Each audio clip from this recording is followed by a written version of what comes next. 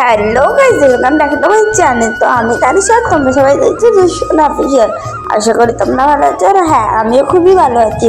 আর পেছনে বাস আর টলি দেখে হয়তো সামান্য গিয়ে তোমরাও করেছো। হ্যাঁ বন্ধুরা, আজকে আমি দেখছিলাম দীঘা।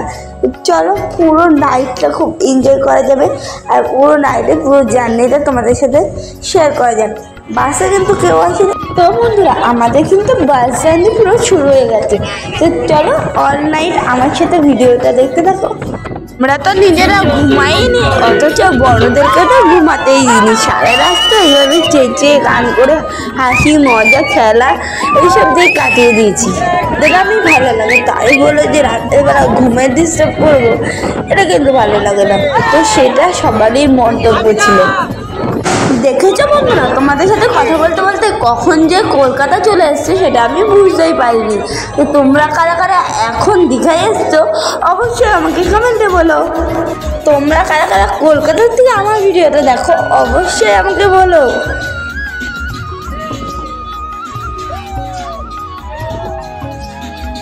তো বন্ধুরা, কলকাতা ছাড়িয়েছে অনেকক্ষণ হয়ে গেছে, কিন্তু আমাদের বাস একটা ধাবায় দাঁড়িয়েছিল। আর আমাদের বাস যখন ধাবায় দাঁড়ায়, আমি আর আমার মা কিন্তু নামিনি, কেন আমার শরীরটা খুবই খারাপ লাগছিল, খুবই মাথা যন্ত্রণা করছিল। তো তার জন্য বাইরের দিক থেকেই দেখছিলাম। বাইরে দেখছি কত বাস গাইস, মানে দীঘার জন্য সবাই দীঘা, কেউ একদম দার্জিলিং যাচ্ছে না এই গরমে, সবাই দীঘা যাচ্ছে। তো তার জন্য এত সুন্দর ওয়েদার। আর এই দেখো আমাদের মানে বাস অনেকক্ষণ দাঁড়িয়েছিল, বাস জার্নি শুরু হয়ে গেছে। আবার এরা এদিকে চেঁচামেচি গান শুরু করে দিয়েছে। কি বলবো এদেরকে, কিছু বলার আগে নিজেকে তো সামলাতে হবে। তাও আমি নিজেই গান করছি, কেন সবাই ঘুমিয়ে পড়েছে, আমি ছিলাম আর পেছনে কটা দাদারা ছিল। তো আমরা সবাই মিলে খুব এনজয় করেছি। সারা রাস্তা বাসের মধ্যে আমরাই কাঁপিয়ে দিয়েছি ভাই, কাউকেই লাগেনি। সারা রাত যখন কাউকে ঘুমাতেই দিইনি, তাহলে ভোরবেলার দিকে একটু ঘুমাতে দেওয়া যাক। তো ভোরবেলার দিকে সবাইকে ঘুমাতে দিলাম, অথচ আমরা স্যারসং চালিয়ে গিয়েছি।